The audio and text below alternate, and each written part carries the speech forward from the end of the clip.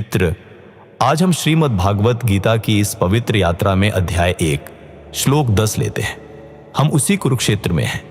दुर्योधन का वह लंबा एक आलाप जो श्लोक 3 से चला आ रहा था, आज एक ऐसे शिखर पर पहुंचता है जो इस पूरे प्रथम अध्याय का सबसे जटिल, सबसे विद्वत्तापूर्ण और सबसे गहरे दार्शनिक अर्थ वाला क्षण है। दुर्योधन अब अपनी और पांडवों की सेनाओं की तुलना करता है और इस तुलना में वह 2 शब्दों का प्रयोग करता है, अपर्याप्त और पर्याप्त। और पार्थ, यह जानकर तुम चकित हो सकते हो, इन 2 शब्दों के अर्थ को लेकर महाभारत के महान टीकाकारों में एक गहरा और रोचक मतभेद रहा है। एक ही श्लोक 2 अत्यंत भिन्न अर्थ। आदि शंकराचार्य का भाष्य कहता है, अपर्याप्त का अर्थ है अपरिमित, असीमित, जिसे मापा न जा सके। अर्थात दुर्योधन कह रहा है, हमारी सेना जो भीष्म पितामह से रक्षित है, असीमित है, और शत्रु की सेना जो भीम से रक्षित है, सीमित है। यह एक दंभपूर्ण घोषणा है।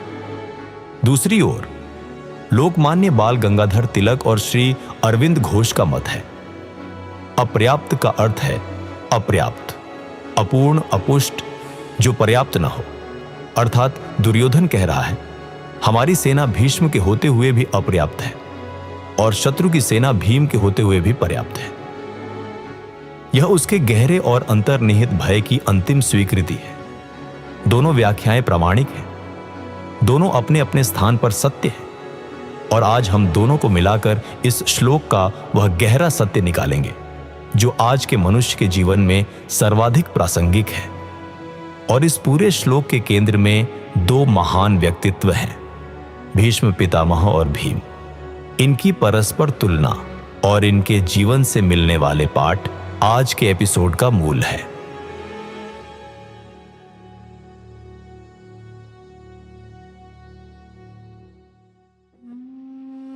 मधुसूदन, यह सुनकर एक बात मन में आई। हम सब जीवन में यह तुलना करते रहते हैं, मेरी ताकत कितनी है, सामने वाले की कितनी। ऑफिस में प्रोजेक्ट मिलता है तो पहले यही सोचते हैं, क्या मैं इसे कर पाऊंगा, मेरे पास रिसोर्सेस हैं या नहीं, कंपटीशन स्ट्रांग है या नहीं।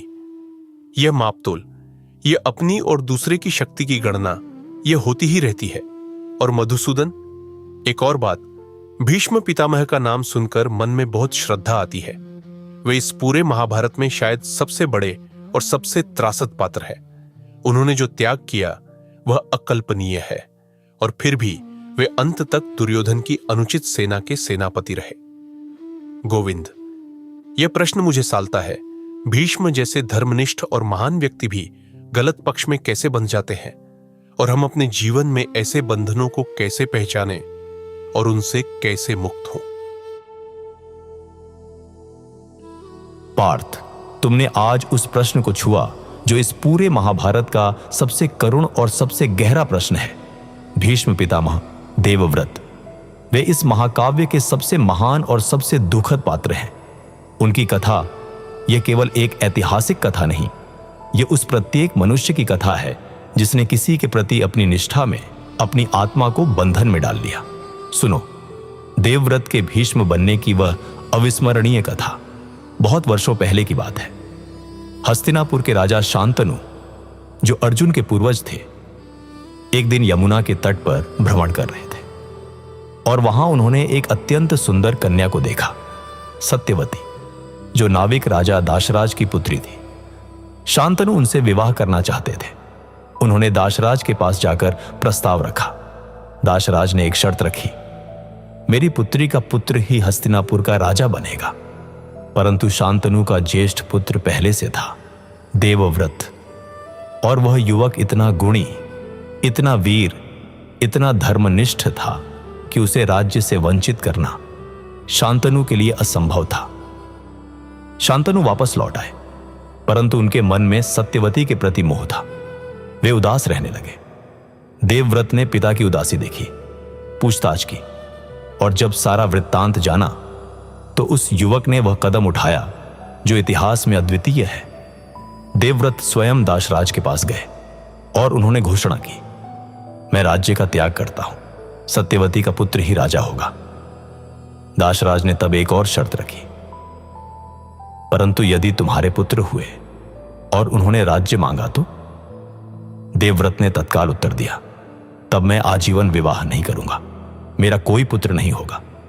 यह प्रतिज्ञा, यह भीषण प्रतिज्ञा इतनी भयंकर थी कि आकाश से देवताओं ने पुष्प वर्षा की और पुकारा, भीष्म भीष्म भीष्म। और देवव्रत सदा के लिए भीष्म हो गए और उनके पिता शांतनु ने प्रसन्न होकर उन्हें एक अनुपम वरदान दिया, पुत्र, तुम्हारी मृत्यु तुम्हारी इच्छा से ही होगी, इच्छा मृत्यु तुम्हारी है। पार्थ, अब एक क्षण रुको। देवव्रत ने यह त्याग किस लिए किया? अपने पिता की प्रसन्नता के लिए। एक पुत्र का पिता के प्रति अपार और अनन्य प्रेम, यह त्याग इस दृष्टि से अत्यंत महान था। परंतु इसी त्याग की एक और परत है। उन्होंने अपना संपूर्ण भविष्य, अपना कुल, अपनी संतान, अपना पारिवारिक सुख, सब कुछ एक व्यक्ति की इच्छा पर एक पल के निर्णय में बलिदान कर दिया।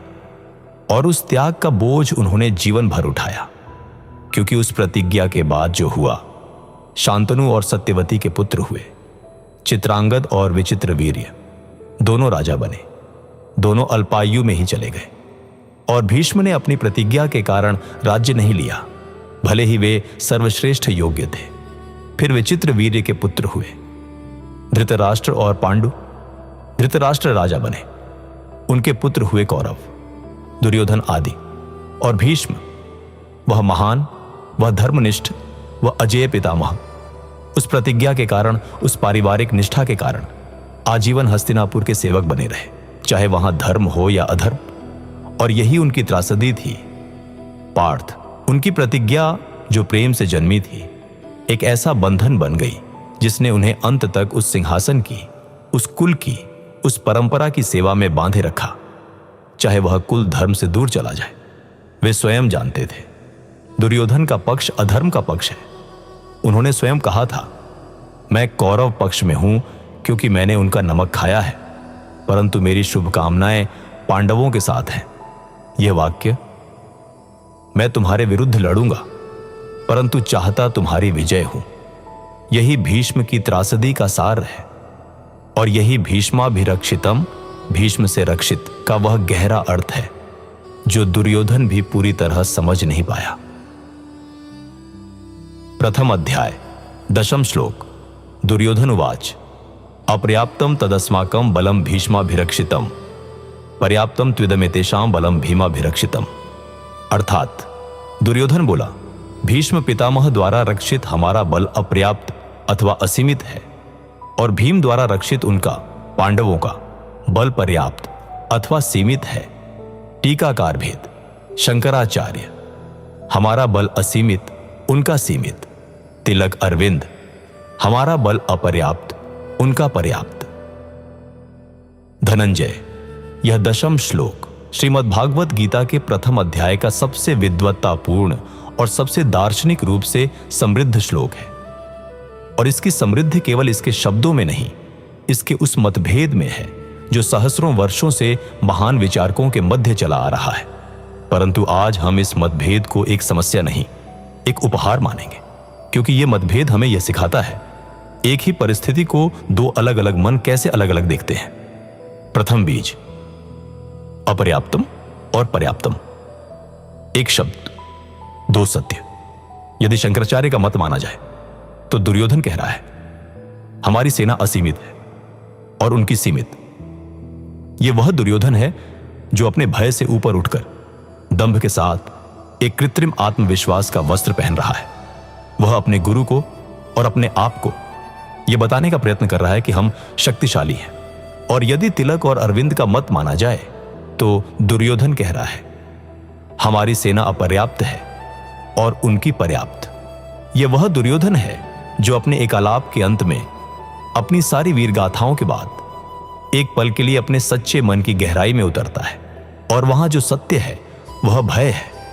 पार्थ, दोनों अर्थ एक साथ सत्य हो सकते हैं और दोनों एक साथ दुर्योधन के उस मन का चित्रण करते हैं जो बाहर से दंभी है और भीतर से भयभीत। कौन्तेय, आज के जीवन में भी यही होता है।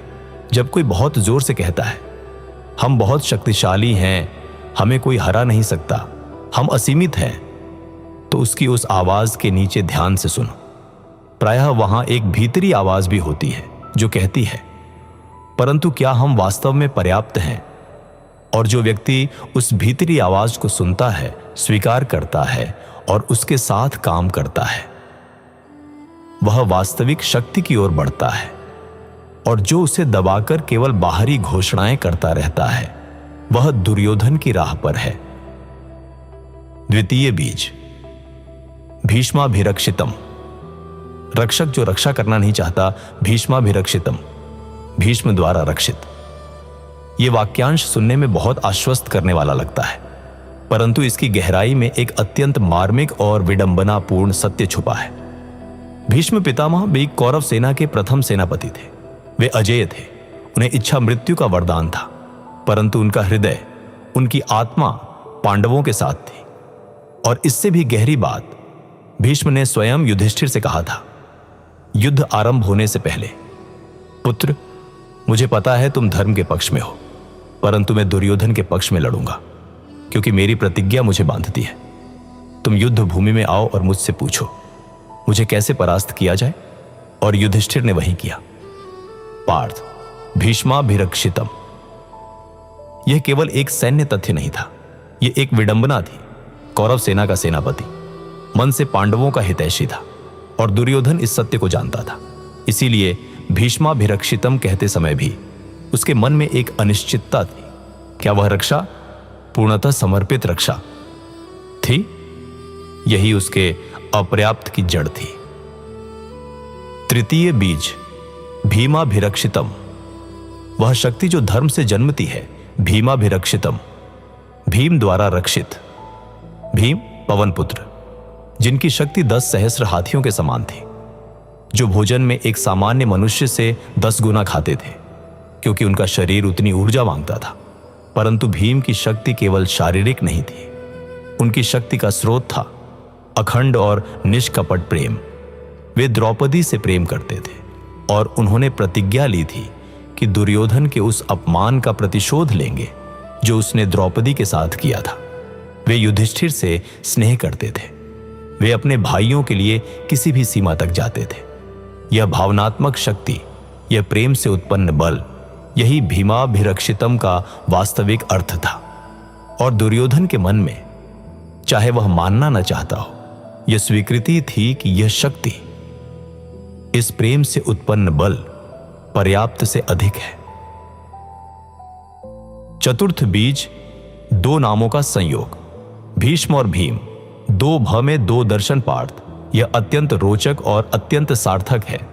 इस श्लोक में जो 2 नाम आते हैं, भीष्म और भीम, दोनों भ से आरंभ होते हैं। दोनों असाधारण रूप से शक्तिशाली, दोनों अपने अपने पक्ष के स्तंभ, परंतु उनकी शक्ति के स्रोत अत्यंत भिन्न थे। भीष्म की शक्ति त्याग से जन्मी थी, आत्म बलिदान से, प्रतिज्ञा से। वह एक ऊर्ध्वमुखी शक्ति थी जो स्वयं को नकार कर दूसरे के लिए जीती थी। भीम की शक्ति प्रेम से जन्मी थी, संबंध से, भावना से। वह एक क्षैतिज शक्ति थी जो जीवन को, लोगों को, संबंधों को अपनाती थी। और इन दोनों का तुलना यह बताती है, शक्ति का कोई एक स्रोत नहीं होता। त्याग भी शक्ति देता है और प्रेम भी, परंतु जो शक्ति धर्म के अनुरूप उद्देश्य की सेवा में लगती है, वही पर्याप्त है। और जो शक्ति चाहे कितनी भी विशाल हो, किसी गलत उद्देश्य के लिए लगाई जाए, वह अपर्याप्त ही रहती है। केशव, भीष्म पितामह की कथा सुनकर हृदय भर आया।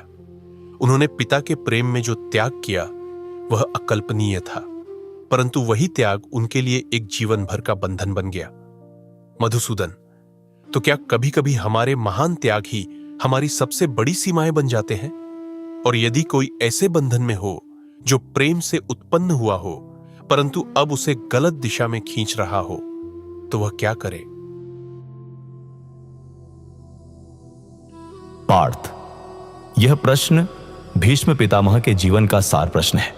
और यह केवल भीष्म का नहीं, यह प्रत्येक उस मनुष्य का प्रश्न है जो किसी के प्रति अपनी निष्ठा में, अपने वचन में, अपनी कृतज्ञता में स्वयं को बांध लेता है। पहले यह जानो, हां, कभी कभी हमारे महान त्याग ही हमारी सबसे गहरी सीमाएं बन जाते हैं, और यह एक गहरा और अत्यंत महत्वपूर्ण सत्य है। भीष्म ने एक प्रतिज्ञा ली, एक क्षण में, एक भाव में, परंतु उस एक क्षण की प्रतिज्ञा ने उनके शेष जीवन की दिशा निर्धारित कर दी। उन्होंने अपने भविष्य के सभी निर्णयों को उस एक निर्णय का बंदी बना दिया, और यह एक बारीय निर्णय से आजीवन बंधन। यह एक ऐसी मानवीय प्रवृत्ति है जो आज भी उतनी ही प्रचलित है। हम कितनी बार ऐसा करते हैं? कौन्तेय, हम एक भावना में, एक क्षण की उत्कटता में एक वचन दे देते हैं, और फिर उस वचन को निभाने के नाम पर वर्षों तक, दशकों तक एक ऐसे मार्ग पर चलते रहते हैं जो हमारे लिए और कभी कभी दूसरों के लिए भी उचित नहीं रहा। अब यदि कोई ऐसे बंधन में हो जो प्रेम से जन्मा हो परंतु अब गलत दिशा में खींच रहा हो, तो क्या करे? पहला, यह स्वीकार करना कि परिस्थिति बदल गई है। जब भीष्म ने प्रतिज्ञा ली तब शांतनु थे, तब एक परिवार था, तब एक स्थिति थी। अब वह स्थिति नहीं रही। परिस्थिति बदलने पर क्या प्रतिज्ञा उसी रूप में लागू होती है? यह प्रश्न स्वयं से पूछना, यह साहस का काम है। दूसरा, यह समझना कि वचन का उद्देश्य क्या था। भीष्म की प्रतिज्ञा का उद्देश्य था पिता की प्रसन्नता, हस्तिनापुर की स्थिरता। यदि आज वही प्रतिज्ञा हस्तिनापुर की स्थिरता के विरुद्ध काम कर रही है, तो क्या वह प्रतिज्ञा अपने मूल उद्देश्य को ही नष्ट नहीं कर रही? तीसरा, और यह सबसे कठिन, यह जानना कि कभी कभी मुक्ति का मार्ग पुरानी प्रतिज्ञा को तोड़ने में नहीं, नई प्रतिज्ञा की ओर बढ़ने में है। भीष्म ने यदि स्वयं कहा होता, मेरी प्रतिज्ञा धर्म की रक्षा के लिए थी और आज धर्म की रक्षा के लिए मुझे पांडवों का साथ देना होगा, तो वह उनकी प्रतिज्ञा भंग नहीं होती, वह उनकी प्रतिज्ञा का उच्चतम पालन होता। पांडुपुत्र जो बंधन प्रेम से जन्मे हो, उनसे मुक्ति का मार्ग प्रेम रहित नहीं होता। वह मार्ग है उस बंधन को स्वीकार करते हुए, उसके उद्देश्य को पहचानते हुए, और फिर यह पूछते हुए, क्या आज भी वही बंधन उसी उद्देश्य की सेवा कर रहा है? यदि नहीं, तो धर्म की दिशा में बदलने का साहस ही सच्ची निष्ठा है। गोविंद, आपने अपर्याप्त और पर्याप्त की बात की और यह भी कहा कि एक ही परिस्थिति को दो मंदों अलग तरह से देखते हैं। यह मुझे बहुत सोचने पर मजबूर करता है। मधुसूदन, जब हम किसी कठिन सिचुएशन में होते हैं, एक प्रोजेक्ट फेल हो गया, एक रिश्ता टूट गया, एक अपॉर्चुनिटी चली गई, तो कुछ लोग उसमें केवल हानि देखते हैं और कुछ उसमें आगे बढ़ने का मार्ग। यह दृष्टि का भेद, यह कैसे आता है और क्या यह बदला जा सकता है?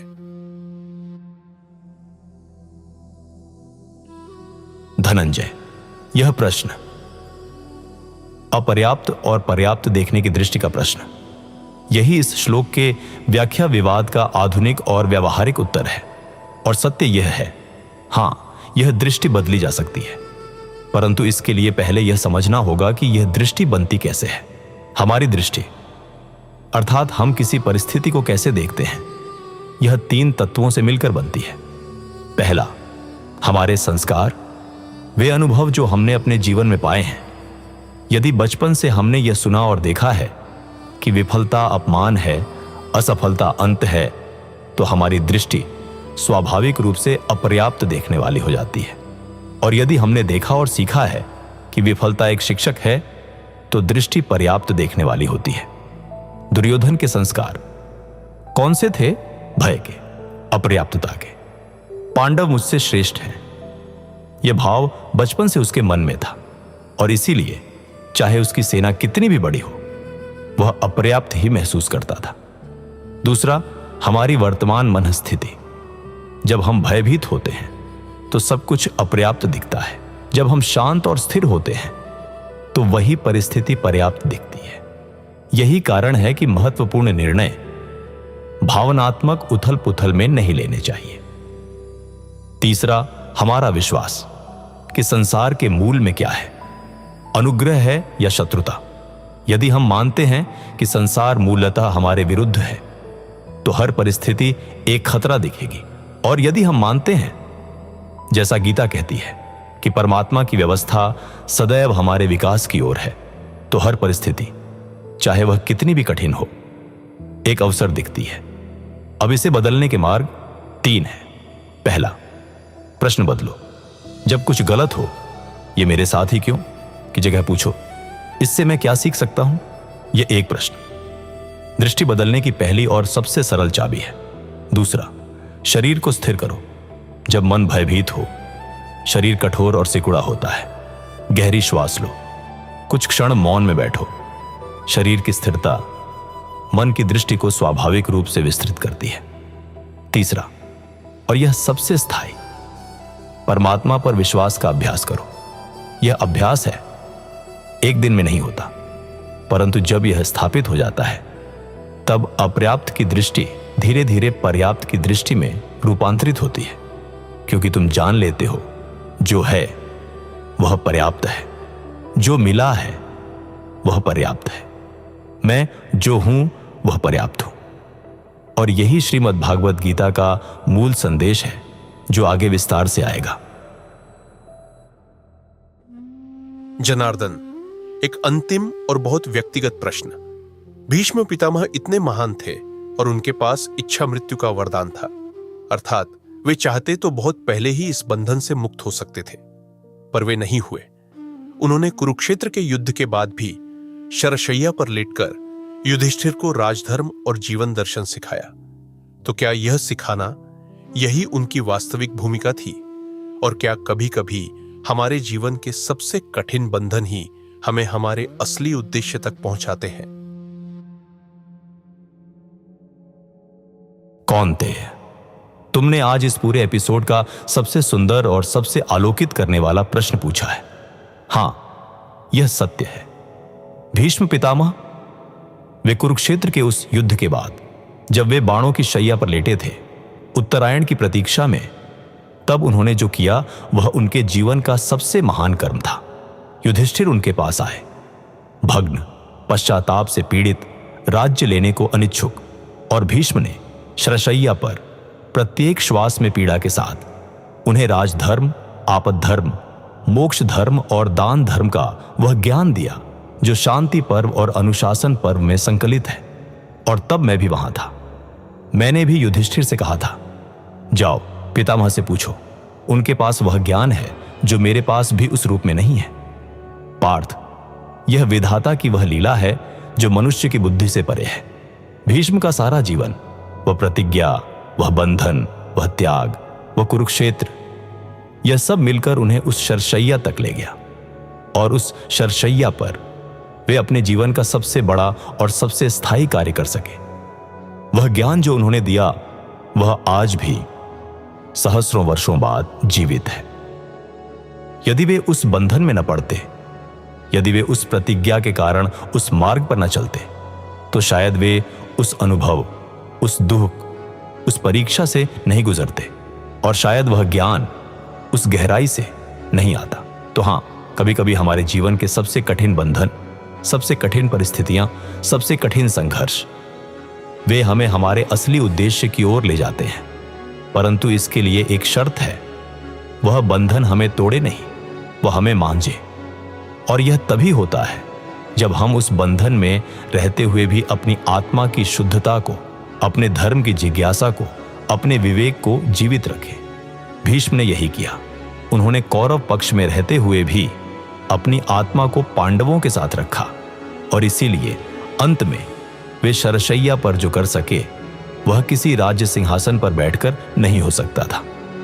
मित्र, इस दशम श्लोक का सार यह है, अपर्याप्त और पर्याप्त, यह केवल सेना की संख्या नहीं है, यह हमारी दृष्टि है।